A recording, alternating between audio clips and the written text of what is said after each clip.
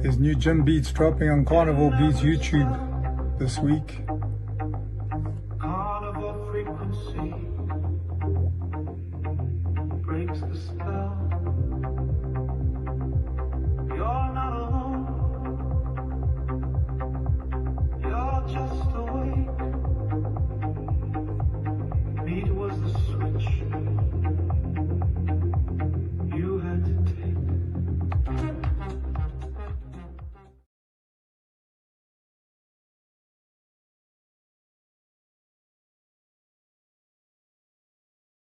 Yes. Who am I upsetting? Well, me for one. But there's a lot of other people. Because we can smell the barbecue. Okay. You know. You can't smell a barbecue because I've not had my barbecue yet. Thank you very much. Well, no, and that's why I was just telling you. You know, before you Darling, make you live like 4 break houses the law. down. You live like 4 houses down. If you're a vegan, all right, yeah, you can go home and do that, yeah. But I'm not over here bashing one out to a tree, all right, yeah. So let go of my coal. No, because you've got to return this. See, I'm not going to return it. Return it to who? I don't want to be smelling. Roasting flesh. That ain't roasting flesh, love. I'm not bloody. I'm not putting my bloody son on the barbecue, am I, darling? Well, you might as well be. There. You might as well be. What's the difference, really? Well, that chicken is somebody else's son. Am I, love? I'm eating a fine chickens delicacy. Are people too. Chickens are people too. Chickens and not people, love. What? Love, you've been watching a bit too much Chicken Run and Chicken Little, haven't you?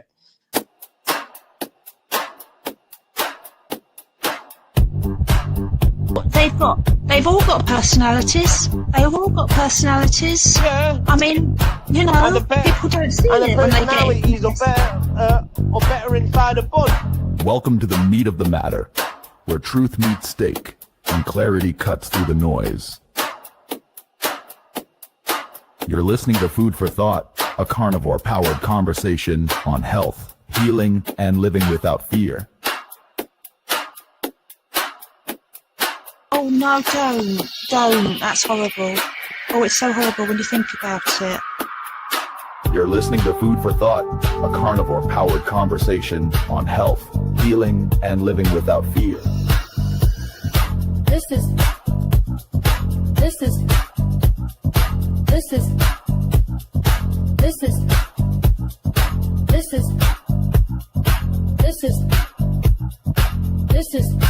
the meat of the matter. If it had beaks and feathers on it, you'd be thinking different. I wouldn't be eating it with the beaks and feathers, will I, love?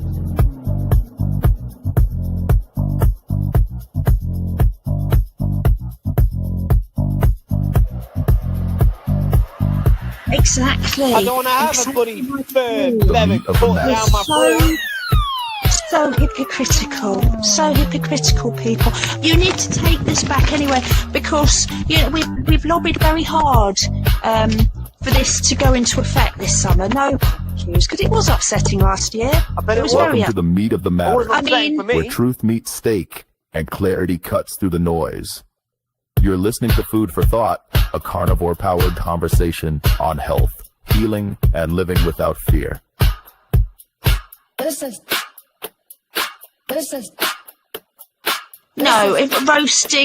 Roasting carcass. That's I don't even know what these words mean. Look, no one's roasting anything. Yeah? If you want to roast in here, go have your roasting. I'm going to be grilling barbecue on my George Foreman grill. You've got to be going to the vegan channel and educating yourself. Vegan channel? Yes, the vegan channel. Educate yourself. Yes, that's right. Educating yourself. And then you'd know what carcass meant, and you'd know about the beaks and the feathers. And it's not nice. And then you'd think, oh, right, do you know what? I joked about my son being put on a barbecue, but it's like someone else's son being put on a barbecue. Love, you know what I'm going to do, yeah? I'm going to have my barbecue, yeah? And I'm going to have a fantastic time. And you know what I'll do? I'll send you a plate over. How about I do that? Oh, my goodness. Oh, you're horrendous. I put all the meat on there. No carbs, no veg, just meat. How about that? else is sick and fucking tired of seeing all the carnivore shit all over these fucking apps.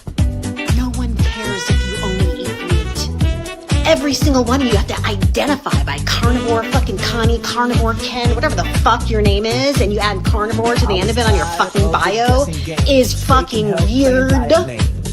Weird. You're literally treating your diet like a fucking religion. A religion. A meat religion. Okay? Like, what in the absolute meat fuck is this shit? Your fucking boards with your eggs and your cheese and your fucking butter and your dates. Who cares? You can't shit. Your fiber intake is fucking zero, and you think you're just fucking trudging through life getting all healthy. Get the fuck out of here. No one cares. Your meat fucking ass, your meat farts, your meat sweats. No one wants to fucking hear about it. Happy Sunday, everybody. Welcome back. Welcome into the Meat of the Matter podcast. We are live. We are charged up. We've had a crazy week. A lot of stuff is happening, and we have a very special guest. Like always, that is Mark. He is Peter. I'm Tony. And today we've got Bill. Just before we introduce him, we did an interview with Bill. Please check it out on our Meat of the Matter channel, the Cumbrian Carnivore. Bill, how are you doing today? We got some things to talk about. We're so happy that you could join us and give your take on a few things. How are we doing, everybody? Yeah, good. Peter, Mark, how are things? How's the week? All good, sir. All good. Looking forward to getting stuck into this one today. Yeah. All good. We had a little conversation all throughout the week, and some things have happened to me with my channel, specifically on my TikTok channel. I got a strike. I was talking a series about cancer and just how many people have been affected by it, and I can't believe, like, as soon as we mentioned the industry of it, the business side of it, the research, the drugs. Of course, they take the interview down. So, is my audio okay, guys? Yeah, I can hear you. I can hear you. Yeah. Okay, cool. Anyway, so yeah, I thought we'd get into some stuff about the controversial side of things, which leads us into why we wanted to bring Bill on, because he had a video that we're going to play about, a carnivore influencer has passed away, sadly, and we're going to talk about how everybody's ready to pounce on this crazy carnivore diet and how, it's unsustainable, it's unhealthy, and, they're looking at any opportunity to give us some bad rap. So we're going to defend it today, guys. I think that's in order. And specifically in the UK, he was a UK influencer. So let's just dive right into it. Once again, we do appreciate all the support, the questions, the comments, and please like and subscribe to all the channels. You know who we are, especially this one. We've launched our brand new Meat of the Matter podcast channel, so we do appreciate it. And so boys, let's get right into it today, because I think we're going to be, I've got a lot of things to talk about. A couple things have happened to me in my life just in the last 2 days that I think tie into this really well. And we'll play this first little clip. And then we'll get the video that Bill did, and then we'll get right into it. So here we go. What Bill had to say, and we'll get into this, boys. This is what annoys me about the media. The guy died because he had a heart defect, not because he was on the carnivore diet. So very simple, Bill. Well said. Just your thoughts. Let's start with you, Bill. What are you thinking? What do you feel about this? Well, it's starting to annoy me, really, because everyone's jumping on that bandwagon and blaming the carnivore diet and telling us we must have carbs, we can't survive without carbs, and they're just trying to make something out of nothing, and the media, we're fed so many lies by the media anyway, but it's their narrative. And it's all done to sell papers. So every carnivore in the world that saw that will be jumping onto that paper to see what the crack is. And then, it's a few lines down, and then you realise that it was nothing to do with the carnivore. So why did they have to,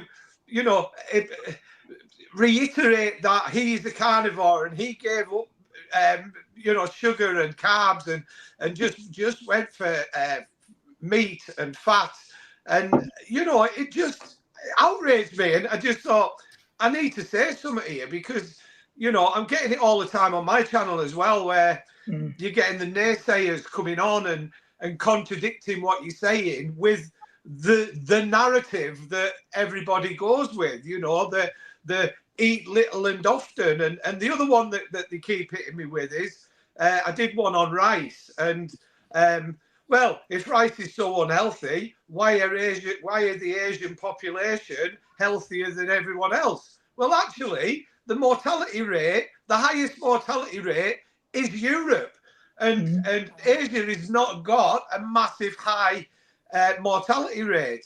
We're about 5 years difference between Europe and Asia. With the exception of Japan, who eat lots of fish, lots of meat. So yeah, that's my little rant anyway. No, that's brilliant, man. I feel you, Mark.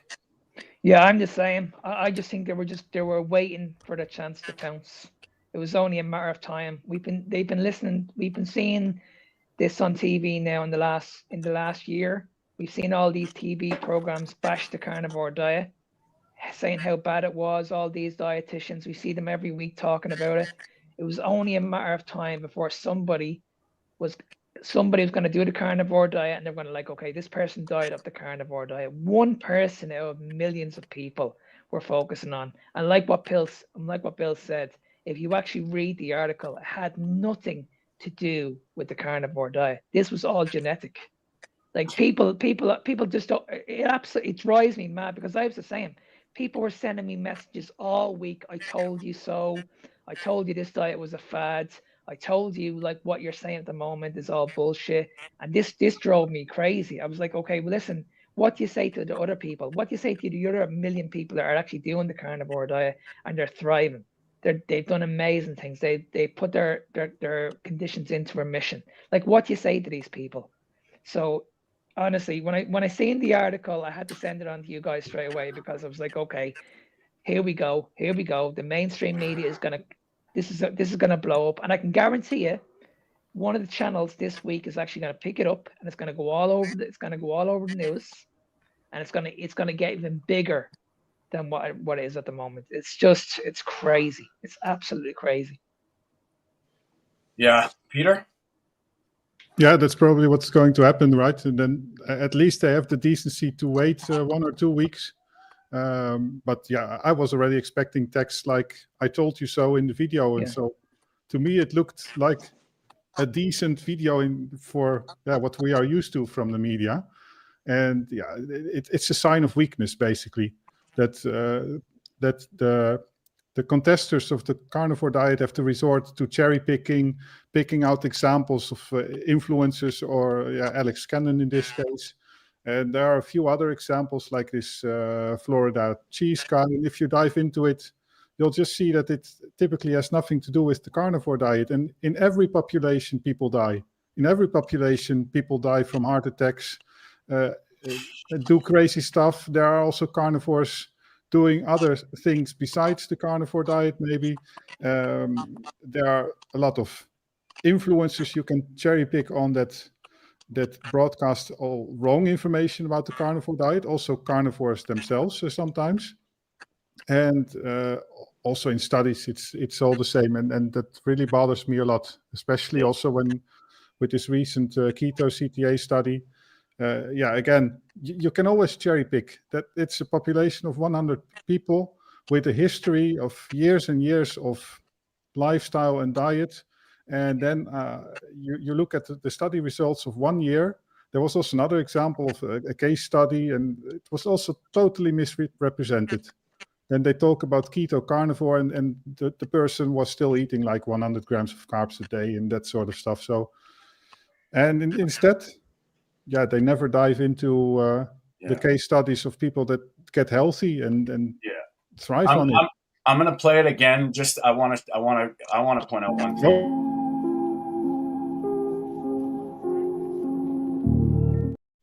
for how long? What the hell does that have to do with the sad passing of somebody? You know, like I think back to, you know, my life and what I've done and how I've just, you know, health was the last thing on my mind in my 20s and 30s. If I were to have a heart attack tomorrow, is that because of my diet over the last 4 years that has led me to reversing my diabetes, you know, curing my insomnia, having all these mental issues clear up and physical issues clear up, and I have a heart attack? What is that cause? It's not. It's definitely isn't what happened to me in the last 4 years. And I think that's the thing where we it's all over the place, and it's so easy to blame genetics when it suits it, because that's the reason, and then they flip and then they'll blame what you're doing, the intervention, and it seems like there's never context. And what Bill was touching on is the media drives this. You know, they decide what agenda they want to push, or the, you know, the possibilities, and it's really pisses me off, because, you know, it reminds, Mark and I talked about this a little bit before, like a couple of days ago, where during the pandemic, healthy people die too. Well, in my perspective, healthy people don't have heart attacks, period. Like, heart attacks didn't exist before the 1900s, you know, and then they say, well, they didn't know how to diagnose it. Okay, so some farmer drops dead in the field in the afternoon. They don't know why? Bullshit. That doesn't make sense to me. They would know that there is a problem. And then you look at the push in the 50s with Eisenhower having a heart attack. And like, if you read the book, My Big Fat Surprise by Nina Tushholz, you'll see the evolution of this shit, of how heart disease became the big thing, and it leads into cholesterol. So it's such a narrative driven bullshit thing. And I have to tell you guys, my uncle yesterday had a heart attack. He's in his 70s, early 70s, and he's arguably healthy. Arguably. And I'm going to tell you, he's all over me about me eating meat. He's like, you're going to die. This is crazy. This is crap. And I know we're Italian. We eat pasta. He eats a lot of pasta. He's healthy. He eats a lot of fiber. I can tell you, I can almost guarantee you, I don't know exactly what his diet was like, but he was one of the people that were following the mainstream stuff. And sure enough, he's in the hospital now, waiting to be a stent to be put in. And already the conversations with my family, within the family, cholesterol, you're going to watch this thing. It's ridiculous, man. And, you know, this is where we're at. And it's really, really frustrating. Bill, what are you, you know, you made the one video. What, have you had anybody talk to you about this? No one's used it against me, which I'm surprised about. But you know, on my other posts, there's always people that are disagreeing with me on the other posts with no foundations whatsoever. Yeah. It's just you know, just contradictory with no backup. You know, but yeah, no one's actually said, "Oh, what about this?" You know, maybe I haven't got that many following for him to do that, but you know, my following is growing steady, and you know, so I was away at the weekend there. You know, just a nice little story. So I was at a festival, a music and beer festival at the weekend, and I was sat there last night, and a young lad came up to me, and he said, "You don't recognise me, do you, Bill?" And I said, "Sorry, people are coming at me, know me that I don't know." And he says, "Oh, I helped you to empty your parents' house with my granddad." And he says, "And I want to thank you." He said, because of your diet and what you're posting, I started that diet and I've lost 4 stone. Amazing. And that's in the last 3 months. Wow. You know, that's cool. And so the proof's in the pudding. Yeah. The proof is in the pudding, you know. I did the Seawall 7 miler a couple of weeks ago, and somebody I was at school with, always been fit and one of these athletic types, and he was saying about how I'd lost the weight, and I said, well, I only eat meat, and fat, mainly fat. And he said, but you need carbs. I said, I'm 7 months on. Do I look like I need carbs? But you need it for energy. I've just completed 7 miles. You know, do you see a Twix in my hand or a Mars bar in my hand? You know, it just, you know, look at me. You know, it's like, am I dying? Am I dead? What's going on? Where's the carbs? I don't need carbs. And it's that people just don't get it because it's stuck in here. You know, this narrative that we've lived, and I lived for 57 years with that narrative. Oh, little and often, you know. Oh, you make sure you have plenty of good carbs. Make sure that you have the protein, but no fat. Don't have the fats, you know. And it's like people are brainwashed, and it's like this. You know, the veil was taken away from my eyes, you know, and when I realised, I thought, right, and, you know, it was that decision, right, that's it, I'm quitting those sugars. I'm not having those sugars anymore. I'm not going to be beholden to sugar. And I made that decision without any research. It just made sense to me. You've got type 2 diabetes that's through the roof. You've got high blood pressure. You've got gout. You know, fatty liver disease. How can I reverse this? Well, the step to start off, the diabetes. You've got to get rid of the diabetes. How do we get rid of the diabetes? Well, if sugar causes diabetes, well, stop the sugar. It's not rocket science, is it? And then, you know, I started talking to my mate who was carnivore. He's been carnivore for about 5 years now, and you know, it made sense. It made sense. So I did transition into carnivore, but you know, it was more keto to start with. But that's how I lost the. But then I couldn't be bothered with all the cooking and pretending that bread was bread when it wasn't even bread. You know, that was. No kidding. You know, what's the point? I mean, I had this conversation the other day on Friday night with somebody. Oh yeah, well I don't have sugar. Oh really? No, I have my coffee without sugar. Right. So what do you normally eat? Well, I have lots of potatoes and lots of rice and lots of pasta. So you take sugar then? No, I don't take sugar. I don't take sugar. But you do. It's like. How many times have all of us had that conversation, right? Yeah. So the other one is we need glucose to survive. That's a good thing that you mentioned, Bill. Yes. What you mentioned that you were keto. Well, it's a good thing you mentioned that you were keto before you, so you weren't carnivores all at once. And I think many of us have that. And that's the weird thing, that as soon as you become a carnivore, they treat you as carnivore. Well, all these things, type 2 diabetes and so on, the fair story is that also the keto diet and low carb would help a lot of people. And I think we all agree that those are also very good diets. But somehow, if you try to measure things out, and half of us has the word carnivore in their name, as soon as you are a carnivore, you're sort of disqualified, and everything you're uttering is suddenly total nonsense. Yeah. And if anybody, just sorry, Mark, 1 sec. If anybody wants to hear Bill's story, we did an interview with him, and go onto our channel. It's there, the Cumbrian Carnivore, and fine. It's pretty good. Bill knows his stuff, and it's this logic that gets dropped on everybody, which the world needs. Sorry, Mark, go ahead. No, I was just going to mention what Bill mentioned earlier on about the mortality rate in Asia. He was saying like, okay, the mortality rate mightn't be that high in Asia, but what is high in Asia is diabetes.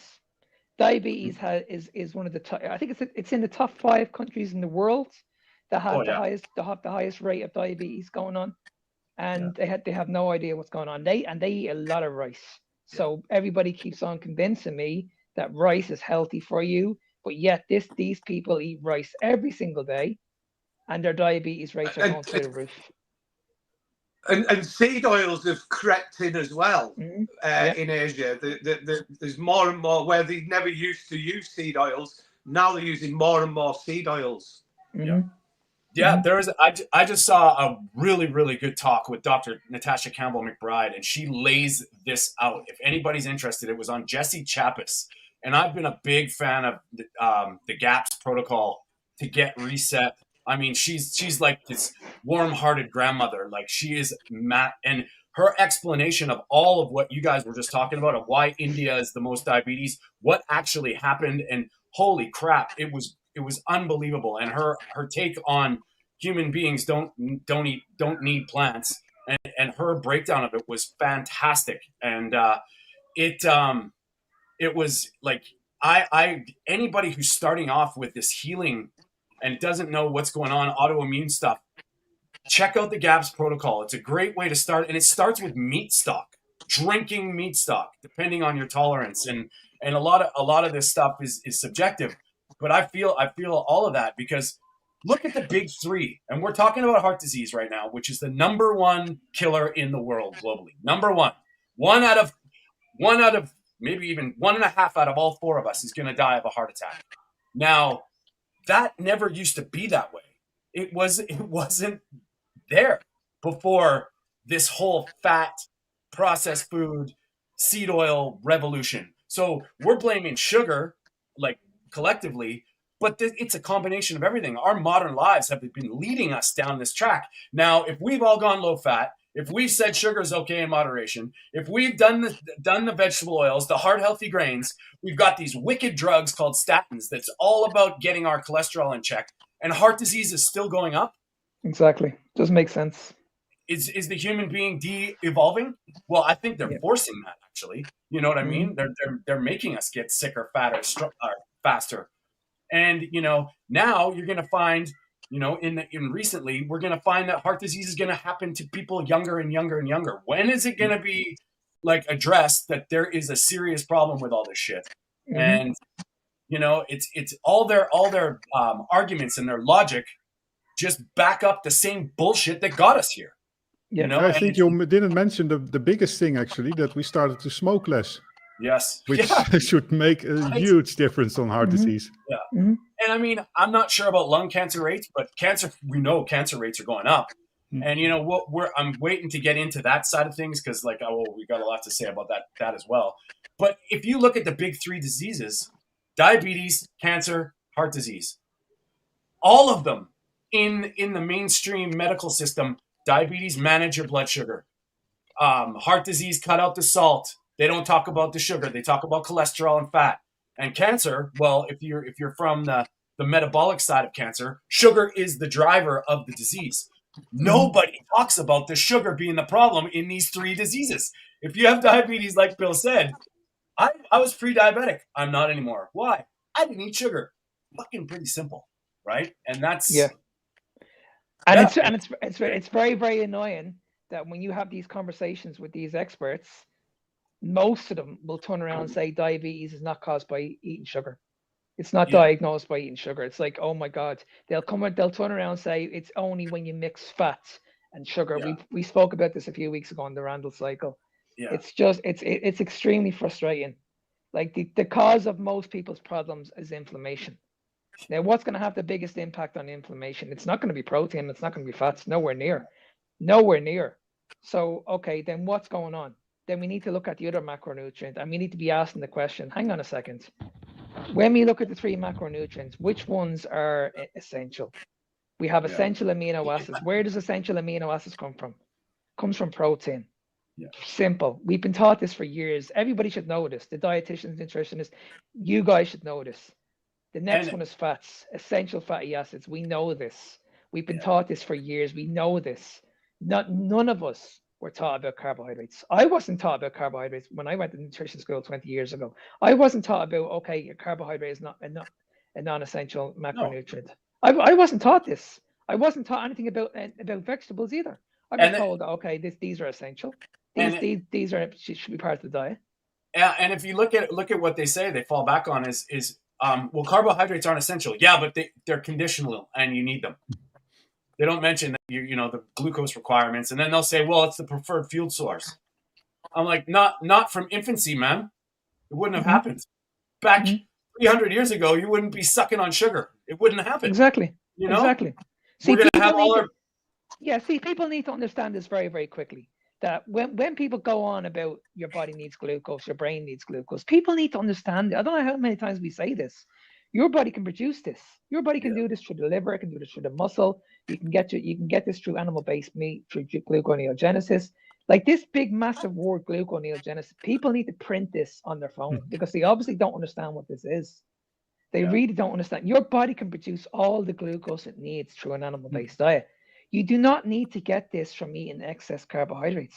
I just don't understand why people don't get this. And to put it into perspective, like gluconeogenesis, if your body has a system that's designed to do something, why are we shutting it off? Like even ketosis. Ketosis isn't new. This is a natural state that we're able to get into. And then they'll say, well, okay, no. You ketosis for too long is bad. Sugar you need, even though the liver can make it. Yeah, but you should give it sugar. Like it doesn't make sense. They shut down all these natural. We have insulin. Unfortunately, Peter does not. This is why he's type 1 diabetic. But we have this insulin mechanism to save us from excess sugar. Well, maybe we shouldn't be taxing the machine. You're redlining your metabolism all the time. And we're not going to go to the sugar diet today because I want to be able to breathe. But it's unbelievable how we look at these things and all their. I mean, in my schooling in nutrition school, they don't even acknowledge this stuff. They don't even acknowledge that we have two fuel sources. We have two fuel tanks basically. We can switch back and forth. Yeah, and there's a lot of wishful thinking and flawed reasoning because they say it's the preferred fuel source, carbohydrates. And in terms of exercise, carbohydrates are oxidized faster than, for example, in the digestive system, for example, it takes more time to digest proteins and fats, but there's nothing wrong with it. As long as your body continuously has gluconeogenesis and converts fats into sugar and stores it in your glycogen reserves, you'll have just as strong muscles and just as fast acting muscles as with carbohydrates, because the only place where carbohydrates are fast is where they are converted to sugar, and that happens in the intestines. Yeah. So exactly. Once it's in the bloodstream, it's just glucose, and you cannot have more than 3 or 4 grams. So it's like wishful thinking in the lines of where they want to go to. Exactly. We were never primed to eat carbohydrates every 2 or 3 hours. Never. Yeah. Like who came up with this bullshit? Yeah. Who said that? Okay, we need to eat carbohydrates every 2 or 3 hours. Why can't we not just have sustained energy throughout the whole day? This is what our ancestors did. Like, where is this information coming from?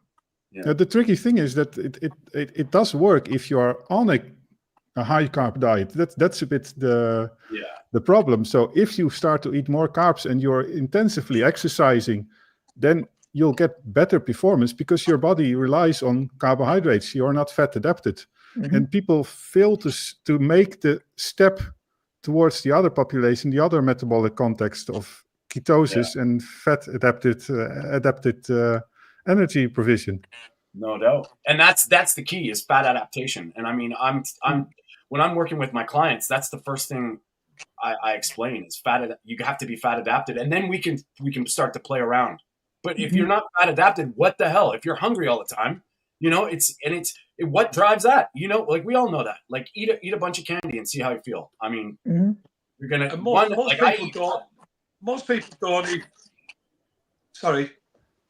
people don't even know that fat adapted is a thing. Yeah. I was talking to somebody the other day, and I said, "Oh, well, I'm fat adapted," and she laughed, and she said, "Well, what's that mean?" I says, "Well, I've got plenty of stored fat. I burn fat for fuel. I don't burn anything else. It's fat, and it's a constant cycle." Like Peter was saying, that because you're fat adapted, your body is constantly feeding you the glucose that you need through the, it's not, fat does take longer to convert, but if you're fat adapted, that that process is going on all the time. So it's like once you get ahead, it's always there. That energy, there's no dips in energy. You've just got this constant supply of energy. You know. You know, I've what does that remind of? Or anything yet, but at some point, you know, when I start running in the future, because I am going to start running. Fiber. You know? this is exactly what fiber does. But you know what? The more fat adapted you are, the easier it is to actually eat some carbohydrates and bounce back, metabolically flexible. I mean, I'm not saying it's a good idea, but that's what I've found from being a sugar addict into now being completely fat adapted. And, you know, I can go months and months without carbohydrates or sugar. When I do have sugar, it's less and less impact now. And I find I bounce back. I don't have the same reaction to it. So all these studies that they're doing, they can't come from a 7-year fat adaptation metabolism. How are they going to know, right? Sorry, Mark, go ahead. No, I was just going to add on what you said there, Tony, about when you're flexible, you're metabolically flexible. I've done this before. I thought I could just get away with just eating a little tiny bit of carbohydrate. Now I could, whereas before, if you put like a piece of chocolate in front of me, I'd eat the whole thing. Whereas now I could eat a piece of chocolate and I'd be absolutely fine. But that's not the problem. It's the next day. The next day I feel it. Oh, I can feel it. Oh shit! Like I've got massive headaches. I can feel my digestion all messed up. It definitely impacts me. Hugely.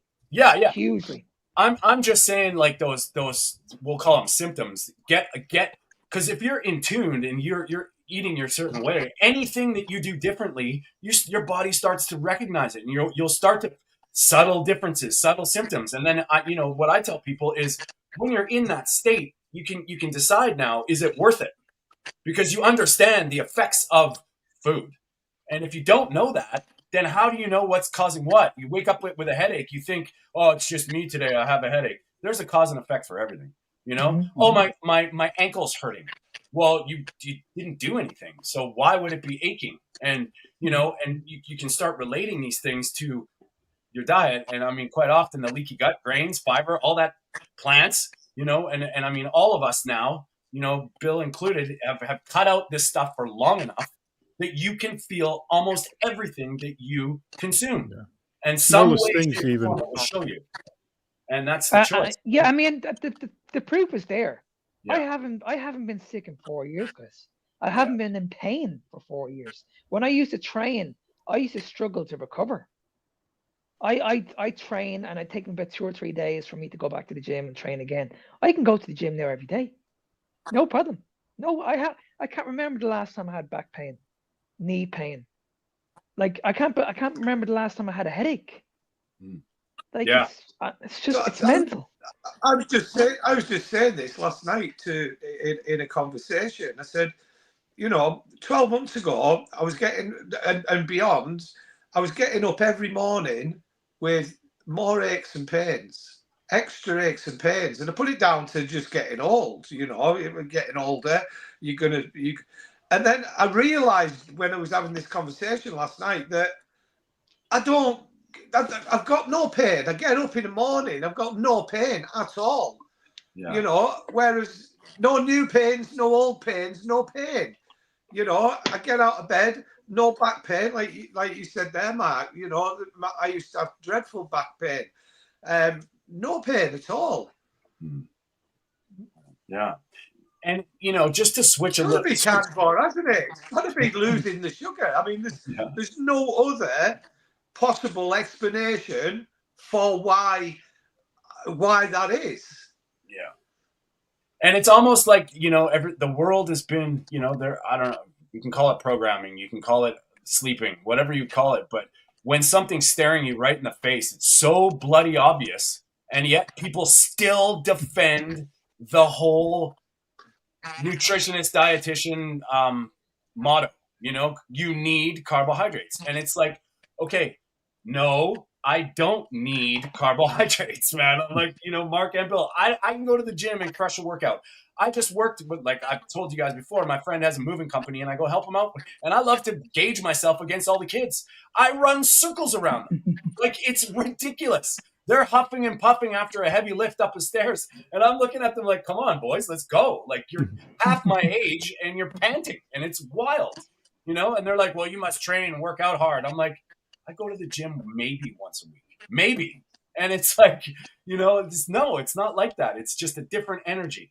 But I wanted to switch gears onto the other side of things where there's a test, a coronary arterial calcium test, an Agatston test, where they test you go into they take a MRI or whatever it is of your heart. They see the plaquing.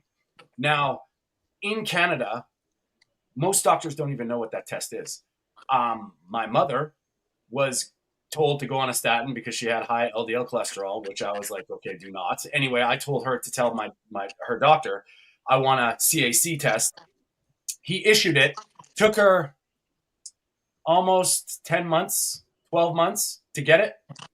And then they found plaque, freaked out, and they said, you gotta go on medications. You gotta go on. She told them, no, which is a mom, love it. But that's a timestamp. Anyway, a friend of our channel, she was on co-hosting a couple weeks ago, Lisa Moss. She's the Prairie Carnivore. Check her stuff out. She was like, okay, her family was all over about heart disease and like, us carnivores get. So she decided a year ago to go get a CAC score in the States. So she went down to Montana. She's from Alberta. Got a test done for relatively cheap. I think it was $100. And so this is for the Canadian people that know about this. You can go down to the States and get this done. I think in Washington State, from where I am, just go down. It's a private test, $100. Anyway, she got it done. She had a 0 score a year ago. So still, everybody was on her about, well, just wait. It's going to come. It's going to happen. It's going to happen. Well, I'm going to report to you, and we're going to do this a little talk soon. We might even have her back on to talk about this.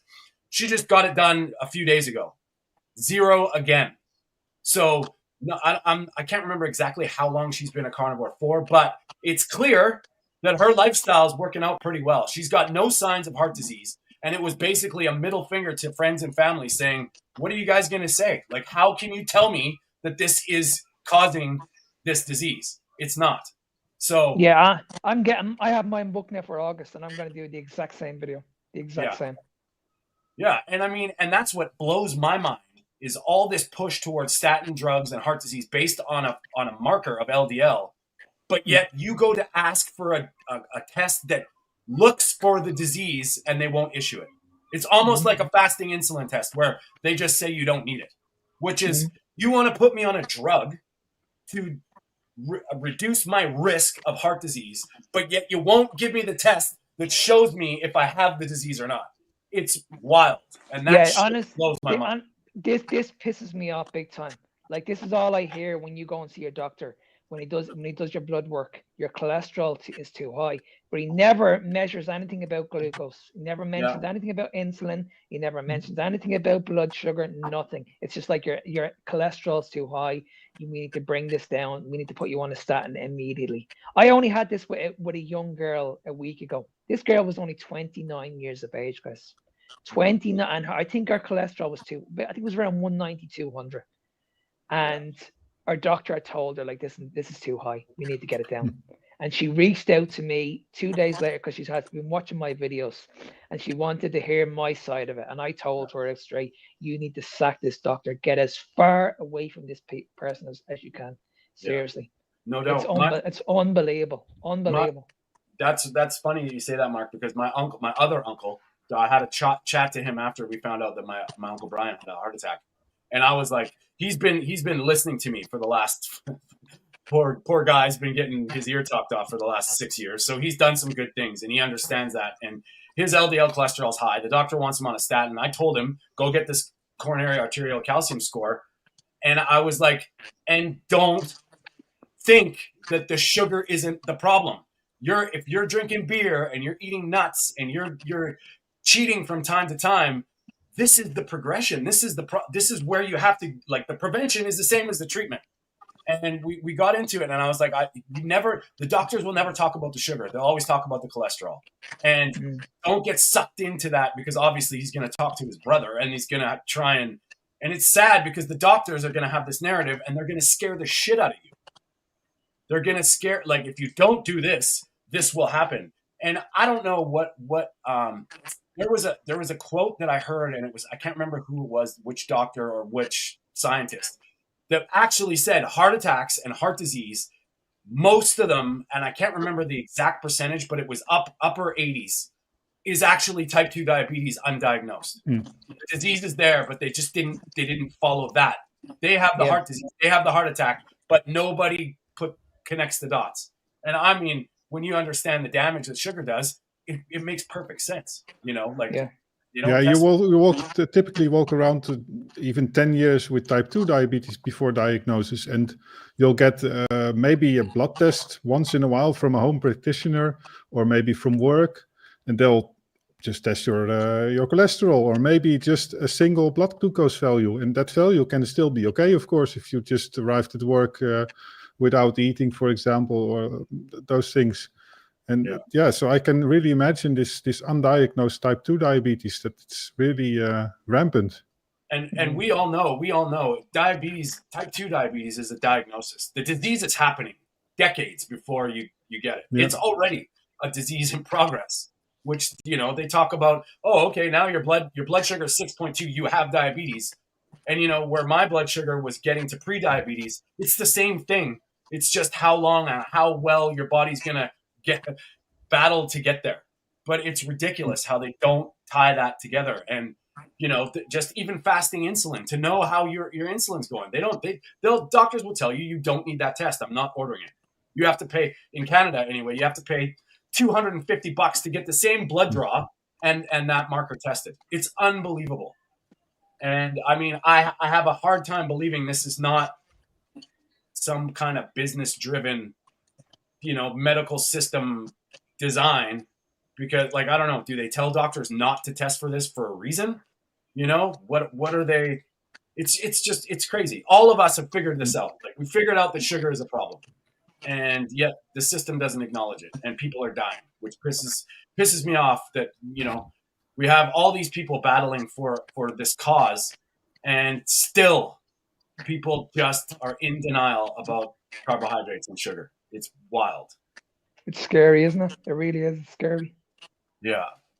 And just to finish up with another example is in the context of type 1 diabetes. A lot of type 1 diabetics have an A1C of, for example, 6.5 or 7, and their cholesterol might be slightly elevated. And what do doctors do? They don't talk about the A1C. They prescribe statins. They even applaud an A1C of 6.5. It's nonsense. Yeah. And just before we jump into what Peter eats, I want to say, like, a lot of times we don't look at the nutrients involved as well. I mean, if you're on a statin, take a look into coenzyme Q10. It's known to deplete it. Eat a lot of meat, you're going to be fine with coenzyme Q10, and also K2, vitamin K2, because with how your blood's working and like, clots and thrombosis, like, being sufficient in vitamin K2, well, go figure. If you're on a carnivore diet, you don't have to worry about that. Eating a lot of butter, and even sauerkraut has K2 in it, which is, I think it's the only plant matter that are fermented that has the K2 from animal foods. But it's something to keep in mind, which another thing they don't talk about is nutrition. If you go for a heart attack, all they talk about is cholesterol. They don't talk about essential vitamins that you need to battle this stuff. Vitamin D. I mean, they'll talk about vitamin D as far as calcium, and go figure, it's calcification on the arteries that's a problem. Vitamin D is a very big deal, and vitamin K2 would follow it. So, I mean, we all know this. Carnivore, it has it all. We don't have to worry about it. You're getting the right nutrients for this stuff. And I know there's a few more, but I don't want to go too deep into it. But anybody else have anything to say before we switch gears into some food stuffs? No, you can move on.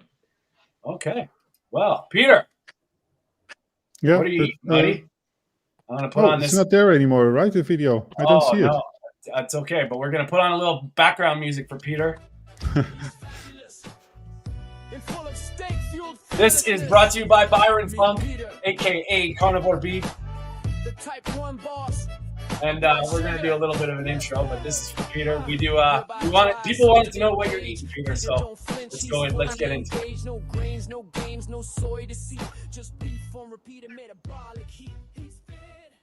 All right, buddy. Take us through it, my friends. Yeah, let's. You got a sound bed. See, so today I started 30 days lion diet. Well, let's first talk lion about with what's lemons, here. but let's get started. This goes way too fast. I started 30 days lion diet because I had some issues from all the cheating that I did recently. All the small things, a small piece of fruit there, a little bit of, I eat sauerkraut sometimes, dairy, chocolate even. I use chocolate to correct my blood glucose. And all those small things on themselves are quite okay. But add them up on top of each other, and at some point you just start to feel suboptimal. Let's call it like that, because it's not like a disaster, but I do feel things in my digestive system that worsened. So my fridge looks like this. Where's the meat? So there's a bit of tallow here from lamb, but I'm switching to beef and lamb only for 30 days. And I'm eating it all raw from this dry aged meat, because that's another. This is a piece of brisket, but that's another thing that I had troubles with. Is I eat a lot of raw meat, which is very light on the stomach, but as soon as you combine it with things like coffee and other irritants, then I start to more easily run into troubles, because raw meat in the end needs a strong digestive system. That I think that's the reason. So I switched to a full raw meat for 30 days. That sounds very scary, but it's just a ribeye. Just beef sashimi, man. Yeah, and it's this is really soft meat, very nice. And I'm not at all claiming that you should eat raw meat or anything. I just like it. Yeah. But I also want to mention people that if you are scared of raw meat, I get a lot of comments like parasites and salmonella. Well, if you don't heat up your meat up to 65 degrees Celsius, so I don't know what that is in Fahrenheit, but you have to heat it up to medium well done. So basically you have to destroy your steak in order to get rid of the so-called bacteria. So I really like to advocate at least softly cooked meat. So just do blue rare, medium rare as well. But don't destroy it, because there are reports of even carnivores being B12 deficient, because if you overcook your meat, if you really eat gray steaks and charred hamburgers all the time, that's really not a good idea. And I think also that could be very well a reason why, for example, meat is considered bad for people. Because you eat it from the barbecue if you're on a standard diet. People love charred meat, and of course you add all those other things, sauces, and we know one person that doesn't like barbecues. We met her earlier. Could you imagine that? Like, that's it. That stuff. I didn't actually even know that, Peter, about the B12 and the overcooked. That's awesome. Yeah, I was surprised as well, because B vitamins, well, they are water soluble, and that makes sense for sure. Bill, what do you? But I wasn't expecting it from B12, because that's maybe the most abundant of all in the meat. But, Bill, what do you think about all that raw meat? What are you? How would you go about it? Well, I'm just going to ask you if you can send me all that fat over, because I love that fat. That's the best part. Throw the steak away, give me the fat. That's exactly what Dr. Kiltz also mentions a lot. I could eat raw. I could eat raw steak. I could definitely eat raw steak. I like blue. I like mine cooked blue. If I stick a fork in it, I want it to move. Yeah. Yeah. And Mark would be a little lost because there's no pan there, so you'd have to eat it right off the fork. Right on, Peter. Thanks for that, buddy. Meet Peter. Yeah. The type 1 boss. So we're gonna get into blood it. sugar. We're Ribeye dry, salted in cage. Peter don't flinch, he's fully engaged. gonna switch a little bit of. We're gonna switch gears now, and we're gonna get into the next serious issue I wanted to address today, which is the Big C. It's out of control right now. I'm in my direct circle. There's 6 people that I know are suffering. One is my Auntie Sandy, who's like my mom's best friend, who basically got diagnosed with stage 4 lung cancer, spread to her bones. She's going through all the shit. Not one time have they talked about diet. Not one time have they talked about nutrients. And I don't know about how long she has left, but she's suffering so greatly now because she's caught in that loop of all the shit that they're doing. Every day she's at a new appointment, a new thing to do about poking, prodding, checking. So it just, and it infuriates me because I made a couple videos about it. One got taken down as soon as I mentioned the medical system, the cancer research drugs, and what drives, and basically mentioning cancer as a business. And it was taken down. All the other talks were not. And just like the heart disease in the carnivore community, man, this is something that it's metabolic. And I think Dr. Thomas Seyfried's book, Cancer is a Metabolic Disease, I don't understand why it's not mainstream knowledge that this is even a theory. Why can't we talk about that? Sugar is the problem, and it's a theory that is give you the choice. Like, you can do this medical system stuff, but maybe diet and lifestyle, cutting out the sugar, could save or at least extend life or stop the spread or be a partner in this stuff. And everybody's affected by this. Every single person in the universe has dealt with this disease in one shape or form. I mean, and I'm seeing people suffer, and it's now even it seems like it's just so quick now. I mean, when I was younger, you'd hear about it. People would live with it for a year or 2, maybe 3. Now it seems like it's diagnosis, death. And I don't mean to minimize that. It's tragic. And I'm not being silent. And I'm sick of it. I mean, and yeah, at the end of the day, Tony, I feel your pain. I mean, I've spoken about this before on the podcast on many, many occasions. I lost 2 people very, very dear to me. And they both passed away to cancer. And when I seen these people pass away in 6 months, they deteriorated in front of my eyes. And I asked the question so many times to these doctors, like, why are you feeding these people medication? Why are you constantly feeding them with sugar? I asked these questions. And I've said this on many, many occasions on these podcasts, that my biggest regret is I didn't fight harder for these 2 people.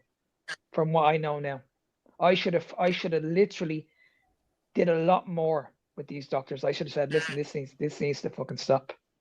Okay, I'm not an expert.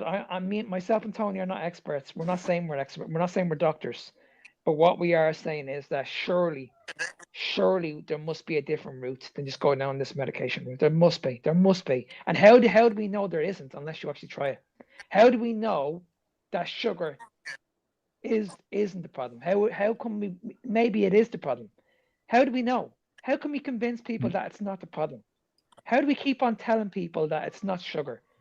It has nothing to do with sugar. We only had Dr. Lane Norton fucking talking yesterday that when it comes to alcohol, there's no sugar in alcohol. It's just like, how can we listen to these people? Like, it's beyond a joke. It really is. And I can honestly, it really, really hurts my feelings as well when I see so many people in the world that are struggling with this condition and they're not being given the advice that they need. And then when we come along when we come along, myself and Tony, and we're like, okay, let's question this. Maybe let's do a video on this. Let's give people a different opinion on this. TikTok had the audacity just to take it off. They're not gonna listen to our side of the story. They're just gonna block it straight away. Straight away. We're taking this down because we've mentioned the big C. It's wrong, guys. It's absolutely wrong. And Mark, like, and the thing that really drives me crazy is the business side of it. Like, I was with my Uncle Steve. We were trading some stocks. This was quite a few years ago, and it was right when I was starting to do some research, obviously with my health and nutrition and getting into it. But when I was learning about these biotech stocks and doing research into these drug companies, it's all a drive for the standard of care. They are not trying to cure nothing. They don't give a shit about the cure. They don't want to cure it. They are all trying to push the next drug being implemented in the standard of care. And it's obvious. No one will admit that, but that's what it is. So all these stocks are all designed to get more people using these drugs. And if you can implement it into like every doctor on the planet using it for the treatment, that's the way you go. That's where the money is. And we talk about holistic healing through diet and lifestyle, and we get shut down. It's unbelievable. And I'm pissed about it because, you know, I'm watching this girl who's a friend of my girlfriend's best friend's friend. She's resorting to eating applesauce because no other food is going down. Not one supplement, not one IV vitamin. Like, how can you sustain yourself and your immune system fight this on fucking applesauce? And, you know, I've offered to talk to her, and, you know, I understand because people, this gets really, really muddy really fast. You're already in that fear cycle. And when the doctors are hammering you with all this stuff, like you need, this is the only way to do this. The chances aren't good. Someone comes along and talks about, well, you know, it can help you with diet and lifestyle. Like they're already out of it. And I mean, I'm helping my clients right now prevent this from doing what they're doing. They're on their way. They've cut out the sugar. They've cut out the carbs. They're losing body fat percentage. They're getting metabolically healthy. If cancer is a metabolic disease, then that's the way to help. If it's not lung cancer or breast cancer or prostate cancer, it's cancer. And every cell is genetically possible to mutate. It's weird also. As a diabetic, you get sent to a dietitian. The dietitian will not only talk about how to manage your diabetes, but how to be healthy and according to the standard guidelines, of course. But this doesn't happen for cancer patients, probably, right? And the same thing for blood labs.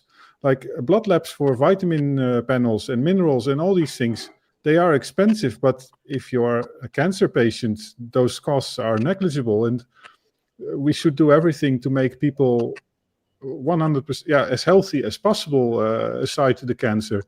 And And if anybody knows, Bill, do you know who Dr. Thomas Seyfried is?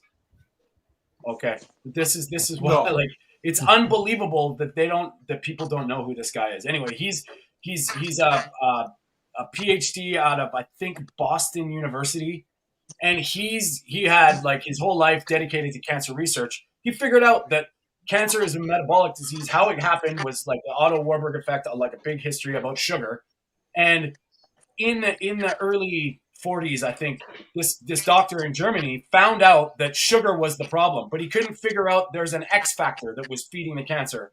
Anyway, the whole system got pushed to the genetic theory of cancer, not the metabolic theory. Thomas Seyfried looked into this, and he figured out that the problem's in the mitochondria, and it's the energy of the cell that is driven by, go figure, sugar. Sugar feeds the cancer. And I mean, I don't want to get too deep into the science side of it, but he found out glutamine, which is an amino acid, was the other fuel source. So if you shut these two fuel sources down, the cancer can't survive. It's pretty simple. And I'm not minimizing this whole process. Obviously, there's a lot of complications to it. But his research money got shut down as soon as he figured this out. As soon as he wrote this book, as soon as he was like, he mentions 1,600 people in the U.S. are dying every day. I can help 95% of them. And now I don't have any money. Nobody's funding my shit. And that's what blows my mind. And You know, all of us in some way, shape, or form, our metabolic health is, if what we're doing is the ultimate cancer prevention, you know, people are going to fight this. And then it ties back into, you know, a carnivore passes away.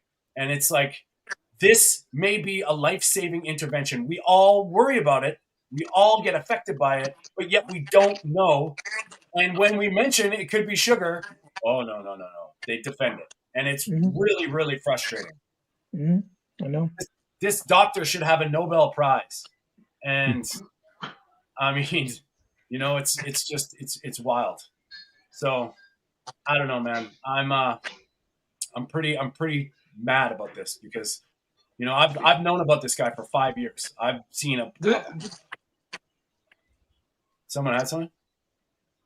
Go ahead. The Bill. problem the problem with sugar, when you're talking about sugar to people, they don't want to accept how damaging sugar is in more ways than one. You know, they don't, because it's part of everyday life. And like you said, we get our kids addicted to them from a very early age. People won't accept that they're addicted to sugar. They just won't accept it. The amount of people I speak to and say, look, you are addicted to sugar.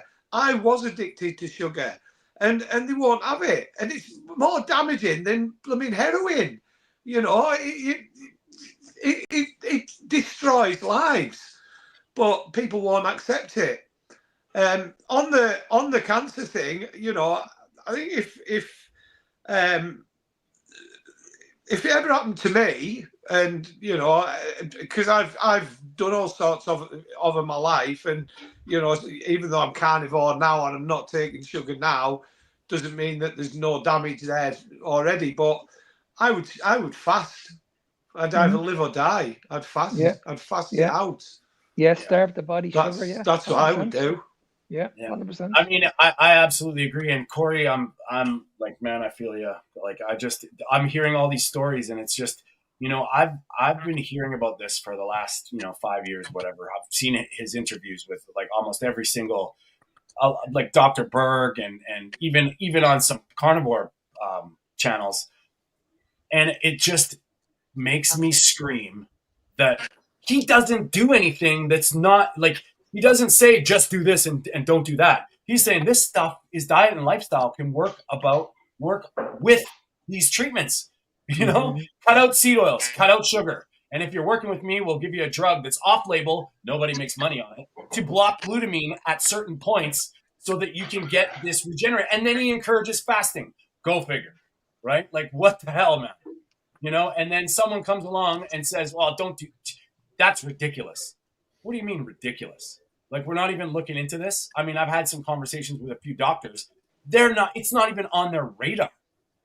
You know, like, go to a dietitian, sort out your lifestyle. It's like, this is crazy.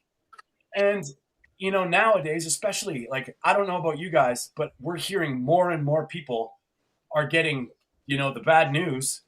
And it's almost like they're dying so much faster now. And and this stuff is with every cancer. Glioblastomas, which has a 97% chance of, like, whatever the terminal side of it is. It's like, it's not good. I think you have 4 weeks once they diagnose it. It's crazy. Those are reversing, are slowing down. So this whole shit, it's crazy how they put it in box. Like, oh, we're going to treat you for lung cancer. We're going to treat you for prostate cancer, breast cancer. What about, it's just, your body is cancerous, and you need to fix your health, you know, and your health is the thing that got you there. So all of our diets, all of our journeys, we're actually preventing this stuff. It's building resilience. It's building because I'm sorry, but I don't know about how you guys feel about this. Everything around us is carcinogenic. We've got different EMF frequencies. We've got forever chemicals. We've got shit in the plastic bags. I'm not saying like it, but doing our diet the way we're doing it, I think carnivore can save your life. And, you know, low carb fixes the metabolism, of course, but, you know, the autoimmune issues, it seems like the more unhealthy you are, the more strict carnivore it seems, that you might have to be. But the whole way is metabolic health, and it's sugar. It's like, and at the end of the day, if you gave me a choice and I was on my deathbed, eat a steak for the next 6 months or be on medication for the next 6 months, you can be damn sure I'm going to be eating the steak. That's it. Like, I mean, this is what we need to be looking at. It's like everybody has to eat. I don't understand why people don't understand this. Everybody has to eat. So why are we not looking at this? Why are we not looking at what people are eating on a daily basis? Everybody's convinced that we're all eating processed food. But like what Bill mentioned earlier on, when he mentioned that people don't understand where the sugar comes from, they're saying, okay, well, I'm eating the complex carbohydrates, I'm eating the oats, I'm eating the rice, I'm eating the sweet potatoes. I don't have a sugar addiction. And it's like, you do have a sugar addiction because you're still eating carbohydrates. Yeah. They don't understand this. They haven't got a clue where this sugar's coming from. Or a step further, Mark, is you don't have a sugar addiction. Your body does. Yeah. Like it's simple physiology, and it's a drug. If you look at it as a drug, this is a big problem. And if this stuff was, that doesn't matter true or not true. How come, like Peter mentioned, we don't get this news, and then we do not get the talk about nutrition and nutrients? You get talk about your chemo coursing and your radiation thing, and then there's this experimental drug. Or would you like to be part of a study? That's what they tell people. We're experimenting this new drug. That's the hope that you give. And I've heard it, I've seen it, I've had people in my life be part of this, and it fucking blows my mind that we can't talk about nutrition. Absolutely. This is one thing that really pisses me off as well. You need to go by the data. You need to go by the trial. You need to go by what this paper says. We need to go by the science. It's like, oh my God, like, I don't want to hear this rubbish anymore. I want to see evidence. I want to hear people. Like, we've spoken to the likes of Selena. Selena's battled with cancer. Are we calling this person a liar? Yeah. I mean, there's a woman on this now that's been messaging for the last couple of minutes. I think her name is Nivanka. She also dealt with cancer. She's a full carnivore now. Do we call these people liars? Sorry? Yeah. And I mean, even with Krista Louise, which really kind of pisses me off, because we talked about the Ozempic side of things, and her cancer news, and it seems like whenever we talk about this stuff, for whatever reason, it gets suppressed. We're having some technical issues. Bill, are you all good? I don't know what's going on. Bit of a scraping noise in the background. Yeah, I think one of his videos is, there we go. You good? Bill, are you here? Uh-oh. I'm back again. Yeah. Okay, perfect. Okay, so yeah, and I mean, I'm mad as hell because I'm seeing people suffer, and I'm trying to, you can't even have that initial conversation with somebody. Like, have you ever thought about, like, giving your body the nutrients it needs to be fighting this shit? We talk about all these. That in the Netherlands, in the past, like 20, 30 years ago, there was this scandal of a woman that was practicing alternative health. And so there is coming a sort of trauma, I think, that now let's say, society, media, or whatever, or government, or whatever, fears that people start to promote alternative treatments and steering patients away from the general treatment. And of course, that's not what we are saying here. We are talking about nutrition as an additional way of healing. And another thing I think is important to mention, we talk about it in the context of an already diagnosed cancer, but I think also metabolic health is very important to make yourself resilient to all those cancer generating elements in the environment. And I lost track a little bit, but I think that we should look at all of that. Nutrition, right? And there's another side of this too, which, how come they're not saying, like, get out in the sun as much as possible, get your feet on the ground as much as possible, drink the best water you can, like the the purest water you can, and then eat a whole food, natural human diet. And we all have our opinions on what that is, but this is stuff that's free. This is stuff that is proven now to help your body heal, and all this stuff, like even in frequency, like sound and frequency. There's a guy who figured out that if you blast the cancer cells with this frequency, Rife, it's I can't remember his name, Royal Rife, and this frequency shatters the cancer cells. Why don't we know? I'm not sure how he passed, but I don't know why. That's not just a thing. Like, what's the cost of it? Nothing. There's no downside to listening to a frequency and just sitting there. So even if it doesn't work, is it like, why aren't we trying these alternative things that are possible? And now, I mean, I know there's Rife machines out there, but they're very taboo and very like underground. But it's unbelievable how he figured some stuff out, and then he gets put aside as well, and nobody knows about this shit. And that's right. I think we just saw this. There's no money in it, and that's the thing that's driving me nuts. Is that there's but that's the only thing that people have to realize and be aware of, that you shouldn't focus on a single thing. So that's maybe what went wrong in this example like 30 years ago here, that people start to hear about this machine that does wonders. Yeah. But of course, the story is not as simple as that. It's the entire holistic approach, like the food you're eating, the environment you're in, maybe toxins, fungi. I have no idea. Those things could all play a role. Yeah. And then there is, I imagine, if you're in an acute phase of cancer, of course you'll have also the hospital treatments and that sort of stuff. But it's not a simple story anyway. I mean, if you look at Jeff the Prosperous, this guy is, I've seen a lot of videos on Homestead Howard, and he was taking cold baths, he was fasting, he was taking all kinds of supplements as well, because he was not just doing it with diet. He was taking a lot of pills to ensure that his vitamin status was correct. He was doing a lot more. And Nevenka just mentioned parasites. And okay, let's go down the parasite road. Parasites, they feed on sugar. Right? Everything in the universe loves sugar. No shit. Like, this is the craziest thing that blows my mind. And it's next level. And like what Mark is saying, we've talked to Selena, we've talked to Krista. They have reversed their cancer using diet. Why aren't they being celebrated and brought out into the public? Everybody okay here? Yeah, I'm still there. We got some Bill. Bill, are you with us? Are you good?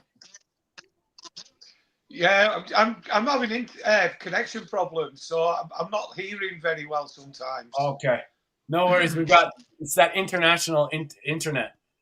Well, you know what, boys, I think that might be because I'm hearing a little feedback, so maybe we got a bad connection. I'm not sure what's going on. Yeah, I can hear a bit of an echo in the background. So our apologies for this stuff, but I wanna kind of wind it up today by saying, I'm taking my gloves off, boys. I don't give a shit anymore. Like, I mean, we've all talked about this. I'm starting to become very loud, and I'm gonna start, doing what I can to punch people in the face in the medical system, and in using our ways of getting this word out there, because I mean, we've all seen miraculous things happen. I mean, Bill, your story is phenomenally impactful. You've got the greatest attitude about it, and I love your no nonsense approach that really, it's like people better start listening. And I mean, I know we've got a great carnivore community, but it's time that we kind of expand to the people and make them hear us. Well, and doctors, I mean, I had to go and see about a hernia when they removed my gallbladder years ago. I ended up with a surgical hernia that didn't become apparent until I started losing all the weight. And now I've got this like lump sticking there. Anyway, the bottom line is they won't operate on it. They're going to send me for a CAT scan, but they won't operate because they reckon my bowel will be attached to the skin now, so it's not worth the risk. But I was telling him about my fatty liver disease and that I am carnivore. Oh, you don't want to be doing that, the surgeon said. You know, you need to look after your liver. And fat is not good for your liver. I said, no, sugar isn't good for my liver. I wish if people would listen. It's the sugar that destroyed my liver, not the fat. So I mean, at the end of the day, why are 10-year-olds, 12-year-olds developing fatty liver disease? Like, these people don't even drink alcohol. These are only kids, and they're developing this condition at a young They're also age. not carnivore. Exactly. So it's just like seriously, the hypocrisy is unbelievable. But it's that, like I said earlier on, it's that sugar that you cannot speak out against sugar because everyone, you know, it's like the reason I didn't go carnivore years ago was because I had that, I like bread too much. You know, that was my excuse. I like bread too much. Well, now I like life too much. Way to go. I love it. I love it. That's hey, and you know, and that's that argument, that's that thing, the conversation that we have is, you know, I'm seeing so many people there. I don't know if it's denial, probably big denial programming, but they all have that oh, I could never do that. Well, I'll tell you what, the suffering that I've seen, the time to be on your toes and fix your metabolic health is now. We don't know what's coming next. They threw a pandemic at us and had us, you know, beaten down, shut in, not exercising, skipping dishes, drinking alcohol. What do you think the next thing's going to be? I mean, you know, then they throw in these medical interventions that you must do. I would, you know, in my humble, honest opinion, people better wake the fuck up and start thinking about their metabolic health because it could go bad very fast. And you know, that's kind of what my take on this is, you know, the odds are against all of us, the industry, the big food, big pharma, whatever you want to call it, the medical industrial complex, you know, telling you your fatty liver is your problem, that it's, you know, we don't stop eating fat, you know. Fat doesn't make you fat. Fat does not make you fat. Fat does not make you fat. And it's already fat, which I told people all weekend. Yes. I'm worse than a vegan, me, because I tell everybody about carnivore, everybody that'll listen. No, you know, everyone at that festival got it this weekend. Everyone. Right on. Did you see my little video? I put a post out with the picture of what people were eating next to me. It's right like, that's not good for you. I love it, man. Well, guys, maybe we'll wind this one up. I had a pretty good time today. Bill, thank you so much for coming on. I really do appreciate your input, and you know, it's tragic about Nick Cannon, and I agree with. It's not the carnivore diet, unfortunately and sadly. And you know, thanks for coming on and help us defend our way. And and how do people get Bill? How do people get a hold of you? And just give a quick how people find it. www.cumbriancarnivore.co.uk. That's my website. I'm on TikTok at Cumbrian Carnivore. I'm on Facebook at Cumbrian Carnivore. And Instagram, Cumbrian Carnivore. There's only one of us so far. But I'm building an army. And how I saw you're making some merchandise. Yes, I've got T-shirts and mugs. Awesome. Eat meat, not wheat is one of the slogans, and put the pork on the fork is another one. Right on. Well, Bill, thanks for being here too. And everybody, we did an interview with Bill. It's on our channel. Go check it out. Please subscribe to all his stuff on TikTok, on YouTube, whatever Bill's at, the Cumbrian Carnivore. Please check him out. Any last words, Bill, before we wind it up?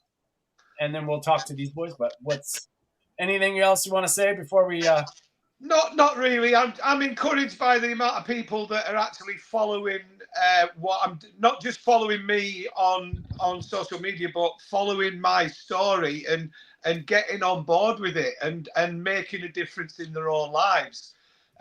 Sometimes we do these kind of things and we don't see the end result, you know, and then when people are coming up to you saying thank you for helping them just by posting, and none of this is about boasting. It's about spreading the word and trying to help people to get healthier. And you know, it works. You know, I'm 50 kilos down. You know, I can walk 7 miles. I've never been able to do that. I can go up mountains now, which I've never been able to do. Not since I was a kid, anyway. So you know, it's you know. Oh no, he's Peter said keto. Sorry about that. Somebody phoned again. So as Peter said, you know, keto is a good diet as well. You know, I'm not going to knock the keto diet. The only reason I am not keto is like I said earlier, I can't be bothered with all that prepping and pretending that something it's not. And meat in the oven very quickly, or the air fryer, eggs fried in the frying pan, and you know, and sprinkle cheese on it, and that's me. Attaboy. Well, Bill, and yeah, please, everybody, don't go check out our interview with Bill. It was a great time. Mark and I had. I can't. Peter was there or not. I can't remember, but we had fun. No, it wasn't. And Bill, we'll have you back on anytime. Well, I love the energy, and your spark is fantastic. Thanks, buddy. Peter, any last words, and where can people find you?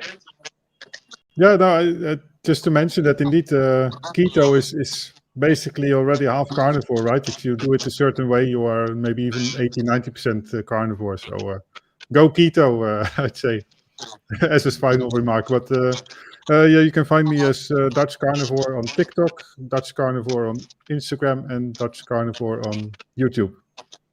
Attaboy. And next week, we're going to find out how Peter's eating. We love that shit.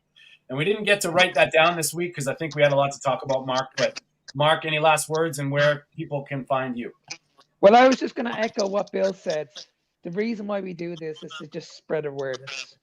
That's what we're doing this for. We're just for kind of spread out awareness and let you guys hear a different voice.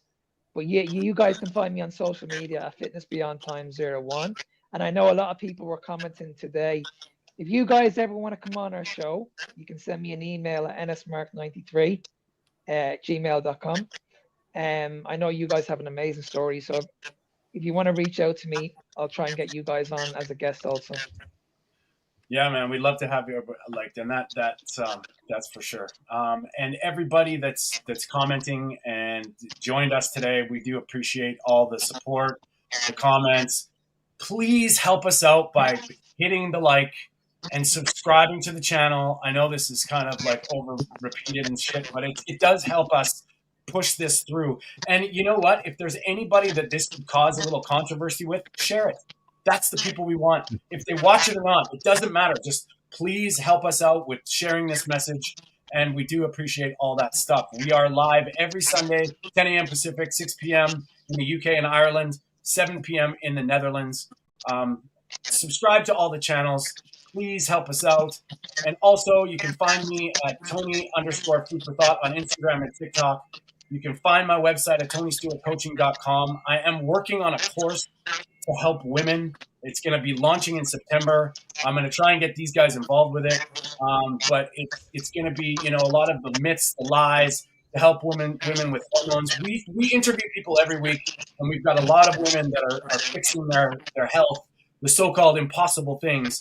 So we're actually driving that. I'm going to post a link below to a document that I created to help women maybe see the light. So if you could share that with anybody, it's just a document, and it's kind of opens up your eyes to the possibilities. Please follow Mark and Victoria on Carnivore Evolution Podcast. They do this. They've got their YouTube channel, and they're on Apple, Spotify, and YouTube. They do more in-depth one-on-one interviews all the time. It's really great. We support them. We love them. Thanks again, everybody. Just wanted to shout out to the carnivore community on Instagram. I had a great time. Thank you for us being there. I know Mark's a big part of it. Peter's been there, and they're great people. We love it. We have a great time. If I've missed anybody today, I'm sorry. Byron, we love the music, my man. Please subscribe to Carnivore Beats. Y'all are awesome. Happy Sunday. We'll see you next week.